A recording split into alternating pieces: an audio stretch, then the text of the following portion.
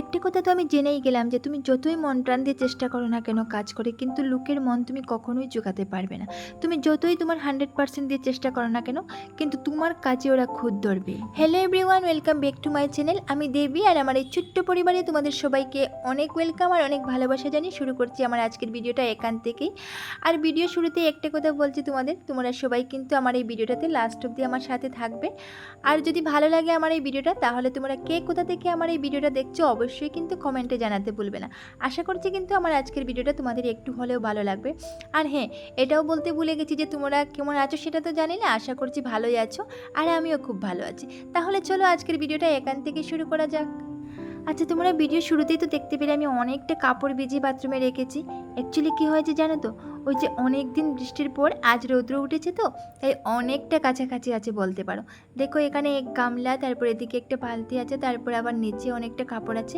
আর এখানে বেশিরভাগ কাপড়ই কিন্তু আমার হাজব্যান্ডের আছে বলতে পারো। যদি 10টা কাপড়ের মধ্যে 7টা কাপড় ওর থাকে, তারপর 3টা কাপড় আমার হবে, এরকমই আর কি। অনেকটা কাপড় ওরই থাকে। তারপর আবার বলবে কিন্তু আমার এটা দেওয়া হয়নি, ওটা দেওয়া হয়নি, তাই রাগ করে এই কথাটা আমি বললাম ভিডিও শুরুতেই যে তোমার 100% দিয়ে চেষ্টা করলেও কিন্তু কখনো কারো মন পাবে না। তো এদিকে দেখো আমি একদম তাড়াহুড়ো করে কাপড়গুলো ধুয়ে দিলাম, কারণ হচ্ছে রৌদ্র তো উঠেছে, বাট মনে হচ্ছে কিন্তু বিকেল দিকে বৃষ্টি নামতে পারে, কারণ হচ্ছে আকাশের কন্ডিশনটা তেমনটা ভালো নয়। মেঘলা মেঘলা একটু একটু আছে, আর দেখতেই পাচ্ছ রৌদ্রটা তেমনভাবে নয় আর কি, তেমনটা মানে রৌদ্রের তেজ নেই আর কি, একটু একটু আছে। তারপরেও অনেকটা কাছাকাছি ছিল আজকে, কারণ অনেক দিন থেকেই বৃষ্টি পড়ছিল তো, তাই আর কি অনেকটা কাপড় ধুয়ে দিয়েছিলাম। আর বেশিরভাগ কাপড়ই কিন্তু ছিল ওর, দেখতেই তো পাচ্ছ। আর তারপর যে ঘরের পাপোশগুলো সব একটা একটা করে আমি বাইরে নিয়ে দিয়েছিলাম রোদ্রের মধ্যে, কারণ হচ্ছে যদি ধুয়ে দিই তাহলে আবার নাও শুকাতে পারে, কারণ বললাম না ওই যে আকাশের কন্ডিশনটা বেশ ভালো না, আবার বৃষ্টি নামবে হয়তো বিকেলবেলা। তারপর যদি আবার না শুকায় তাহলে আবার অসুবিধে হবে। আর সব দিন কিন্তু আবার এগুলো না ধুয়ে দিলেও হয়, মধ্যে মধ্যে ধুয়ে দিই আর কি। আবার কখনো কখনো কী করি, রৌদ্রে দিয়ে তারপর একটু শুকিয়ে গেলে এগুলোকে ঝেড়ে টেড়ে এনে আবার জায়গা মতো রেখে দিই আর কি। সবসময় ধুয়ে দিলে কি হয়, আবার শুকাবে না, আবার কীরকম একটা যেন গন্ধও হয়ে যায়। আর বৃষ্টির ভাব থাকলে তো আমি একদমই ধুয়ে দিই না।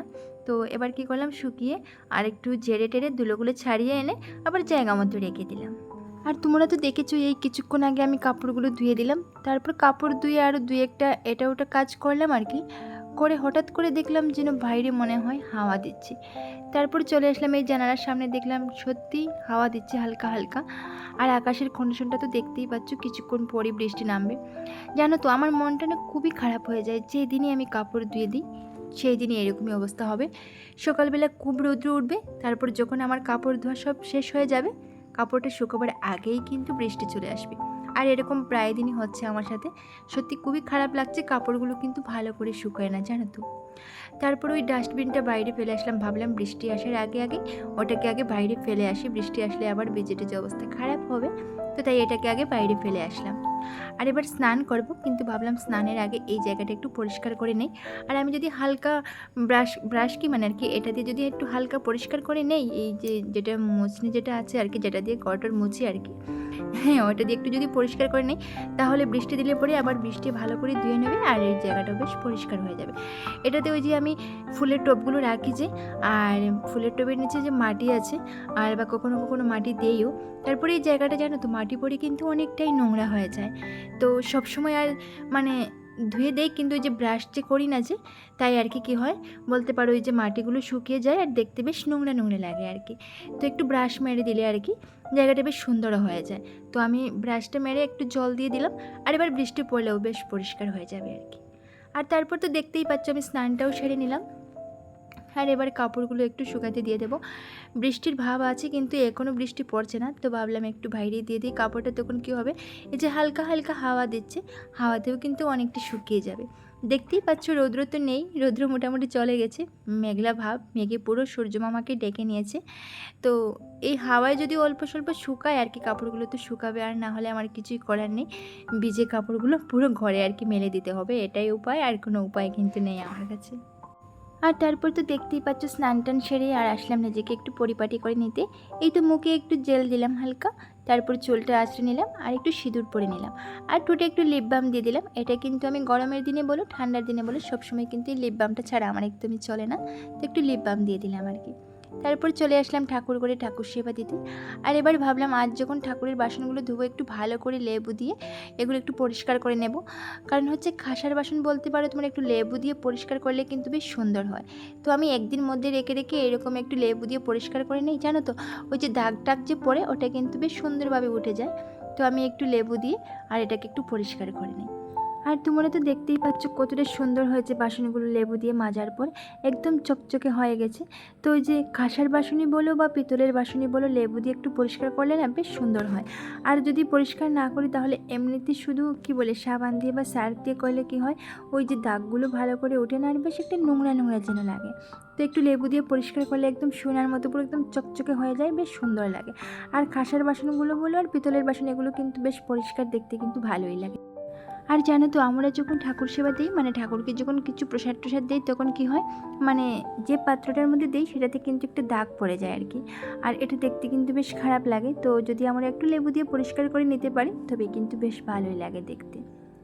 তো দেখলে তোমরা কথা বলতে বলতে এদিকে আমার ঠাকুর সেবাও হয়ে গেল। তবে আজ কিন্তু একটা কাজও আছে আমার। খাওয়া দাওয়া শেষ করে ঠাকুর সেবা দিয়ে আর কি খাওয়া দাওয়া শেষ করে আসলাম এই কাজটা করতে। তো সেদিন যখন তোমাদেরকে একটা ব্লগে আমি দেখেছিলাম এই ফ্রন্ট সাইডটা, তো তখন তোমাদের বলেছিলাম যে এই যে গ্রিলের মধ্যে যে পাতাগুলো আছে টবের মধ্যে লাগানো, ওগুলো কিন্তু বেশ বড় হয়ে গেছে। আর মনে হচ্ছে যেন সাপ এসে বাসা বাঁধবে, এরকম একটু জঙ্গল জঙ্গল হয়ে গেছে আর কি। তো আজ কি করব, এগুলো সব কিন্তু আমি টব থেকে ফেলে দেব, তারপর নতুন মাটি নিয়ে আবার নতুন চারা লাগাবো। তবে চারাগুলো কিন্তু বেশ তাড়াতাড়ি বড় হয়ে যায়, জানো তো ওই যে পাতার চারাগুলো কি হয় সপ্তাহ 10 দিনের মধ্যে আর কি বড় হয়ে যায়। একটু জল টল দিলে আর কি বেশ তাড়াতাড়ি এগুলো লম্বা হয়ে যায় আর কি, দেখতেও বেশ সুন্দর লাগে। আর কিছুই দিতে লাগে না, শুধু অল্প জল দিলেই হয়। আর পাতাগুলো যখন একটু লম্বা লম্বা হয় বড় হয় যখন, তখন বেশ সুন্দর লাগে। আর জানো তো ওই পাতা লাগানোর টবগুলো যখন গ্রিলের মধ্যে হ্যাং করে রাখি, আর পাতাগুলো যখন একটু বড় হয় আর গ্রিল বেয়ে যখন পড়ে না, তখন যে কতটা সুন্দর লাগে। ওই যে মানি প্ল্যান্টটা যেরকম সুন্দর লাগে দেখতে, ঠিক সেরকমই সুন্দর লাগে। সত্যি দেখার পর কিন্তু একটু মনটা ভরে যায়, খুব ভালো লাগে জানো তো। আর এদিকে গাছ লাগানো শেষ করে ভাবলাম আমি যে জায়গাটা একটু পরিষ্কার করে নিই, কারণ পাতাটাতে পরে অনেকটাই নোংরা হয়ে গেছে, একটু ঝাড় দিয়ে দিই।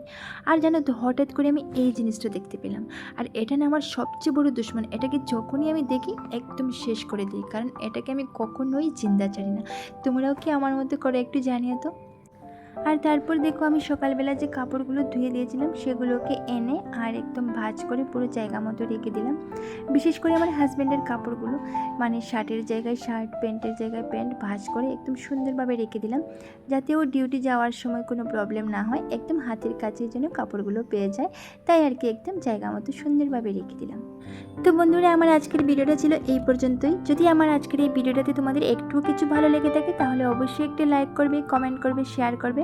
তোমাদের করা একটা লাইক একটা কমেন্ট কিন্তু আমাকে নেক্সট ভিডিও নিয়ে আসতে অনেকটাই মোটিভেট করে। তো আজকের মতো ভিডিওটা এখানেই এন্ড করছি। তোমরা সবাই খুব ভালো থাকো, সুস্থ থাকো, আর তোমাদের পরিবারের সকলকে নিয়ে ভালো থেকো।